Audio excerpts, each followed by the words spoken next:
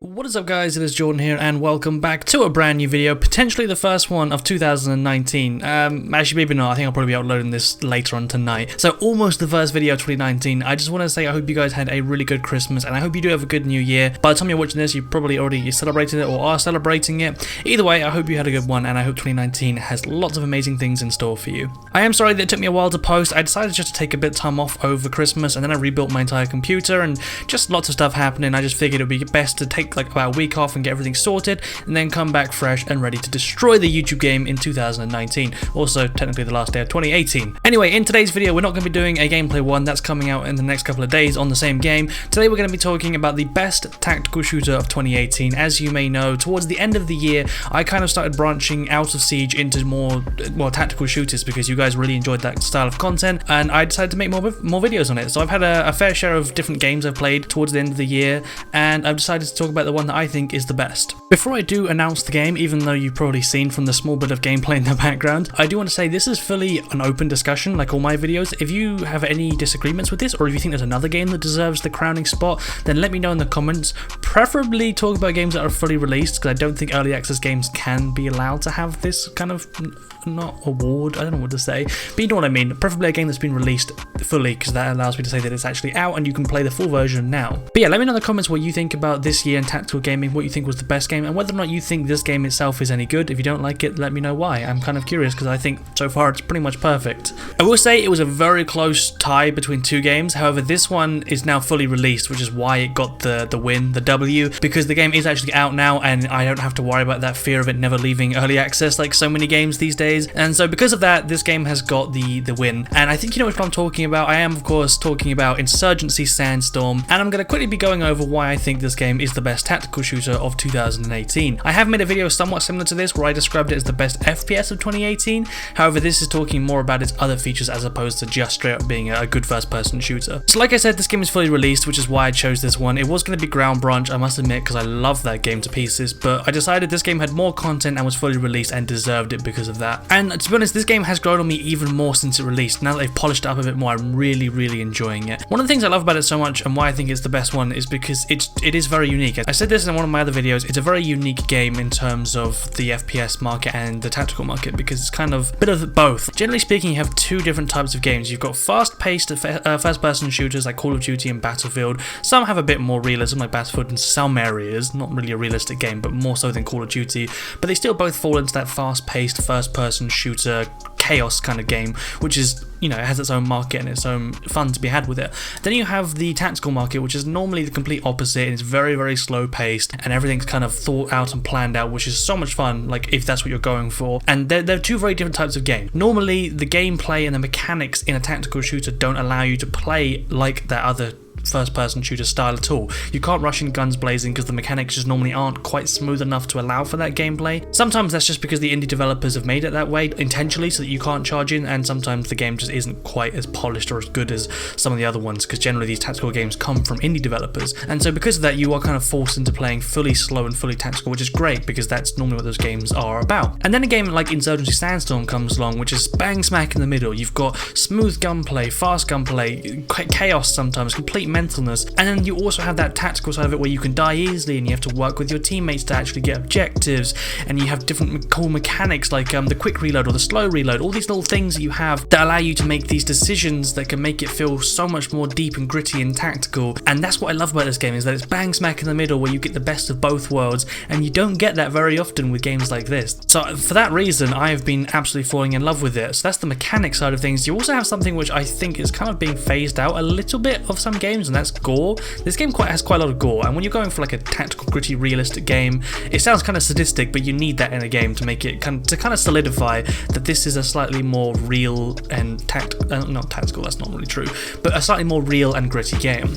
That's not saying that games don't have gore these days, they definitely do, Red Dead Redemption 2, but I feel like a lot of first-person shooters are kind of like toning it down. Halo 5 is a prime example. If you play the older Halo games, they weren't like massively gory, but there was gore, and then Halo 5 kind of turned it right down to go for to appeal to more of a market. So I think it's a small thing, but a good thing that this game hasn't tried to tone anything down to appeal to a mass market. It is what it is, it knows what it is, and I love that about it. They don't try to make any compromises, they just release what they wanted to. I kind of talked about this as well, but the gunplay, it's so so good. It's so smooth, and it feels like you're playing one of those super polished AAA games like Call of Duty, but you're not playing a game like that at all. You're playing a more realistic and tactical game. So it's so good to have smooth gunplay like that in a game of this style. Finally, I talked about this as well, is the grittiness of the game. The grittiness is amazing. A lot of it comes from the sound design, because the sound design is, you know, superb. It sounds so realistic, so gritty, and it almost makes you feel like you're there. Something like that, good sound design can add so much to a game, and I think especially in this case, it really does. It's like the cherry on top. Like, this game would be brilliant without the sound, but with the amount of sound, like the quality of the sound, it's just absolutely perfect, and it adds to that whole feel of being a slightly more realistic game as opposed to something that sounds a bit arcadey like Call of Duty. Like, the guns don't sound bad in those games because they sound like what they're designed for in that style of game, but you can definitely tell that it's a more arcadey sound and less gritty and real, whereas this game, everything just sounds like one-to-one. That being said, I can't say that for sure, but you can tell that it's definitely got a lot of work put into making them sound realistic and not just arcadey. Another thing which I really enjoy about this game is it's easy to die in it, which is a very important thing. TTK is time to kill, so if you don't know what that means, is a very important thing in your game, in any game, because lots of people are very fussy on time to kill in the game they're playing. They want it to be appropriate for the kind of game they're playing, and this game gets it right on the head. There's no real time to kill. Anything can happen to you. Like, you can get just popped with a sniper from like 500 meters away, 700 meters away, whatever. You can get caught by a grenade quite easily. Someone can shoot you in the leg and it can still kill you if it's a big enough gun. Like, there's no real time to kill. It's not like in I know I keep saying this, but Call of Duty, where someone shoots you and everyone's really fussy on the time to kill. Like, if you don't die within 7 seconds or whatever it is, then, you know, they've ruined the game and it's terrible. This game doesn't have that. It has unpredictability, which is perfect because it forces team play, because you know that at any point you could get dropped and you have to work together to make sure that you can actually get the objective or whatever it is you're doing and not get killed, because it's not like you can say to your teammates, oh, it's fine, I've got 6 seconds before I die, because that's not the case. Anything could happen. My final point is something that I kind of talked about again earlier. I'm not going to try not to repeat myself too much, but it's also an important thing that kind of deserves a bit more of a point, and that's that it's not fully slow paced. Lots of people, when they hear tactical game, think super slow paced, like SWAT 4 or the old Rainbow Sixes, like super slow paced, not very smooth.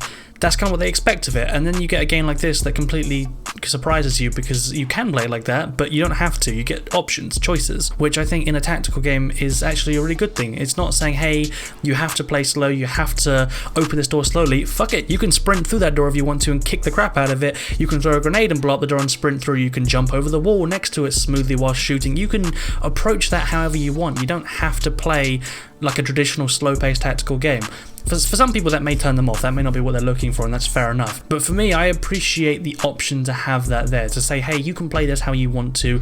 You don't have to play it like a slow-paced tactical shooter. You can play it however you want. And that's the main thing about this game. That's what I love the most, is the freedom of choice in how you play. It's not limited, it's very smooth, the gameplay is just perfect. I really do think that. Anyway, so those are pretty much all my thoughts on Insurgency Sandstorm. I truly do think this game is what we needed right now. It's something completely new to the market, completely different from what we've been getting. We always get yearly Call of Duties and regular Battlefields, so it's nice to have something slightly different that isn't a traditional tactical game or a traditional first-person, fast-paced shooter. It's its own thing, it's completely unique, and I think people are going to absolutely love it, especially when it comes to console early or mid next year, I think it is. Like I said at the beginning of the video though, let me know what you think about this game, and also any other games that you've played in 2018. Which ones did you think were really good? Which ones not so good? Not even if it's a tactical game, just games in general, because I like to wrap up the end of the year with some of the best games that have been released or are coming out soon. We've got tons to look forward to next year with Ready or Not. We also have Ground Brunch that is being continually updated and will hopefully get a release next year as well. So there's plenty more to come, and I'm sure we'll have some other surprise games cropping up in 2019. Anyway guys, I do hope you enjoyed this video. I hope also again that you had a really nice Christmas and that you're having a good new year. We are almost coming into 2019 now, which is absolutely crazy. I want to take a second as well to say thank you very much for all the support in 2018. It started off as quite a slow year for me because I wasn't very active, and then I started getting back into it and really putting my time and effort into it, and I've been met with so much support and growth on the channel that honestly it's amazing, and I couldn't say thank you enough. It's just I didn't see it coming. I didn't think I'll be able to come back from the massive break I took at the end of last year and the beginning of this year, but you guys have shown me that it is possible, and anything's possible really. So thank you so so much for making the end of my 2018 absolutely amazing, and I hope that 2019 will be an even better year for me and the channel in general, and for all of you guys as well. Thank you very much for watching this video. If you did enjoy it, then I would appreciate it if you smack that like button, and also do subscribe if you want to see some more awesome content. I will see you guys in 2019.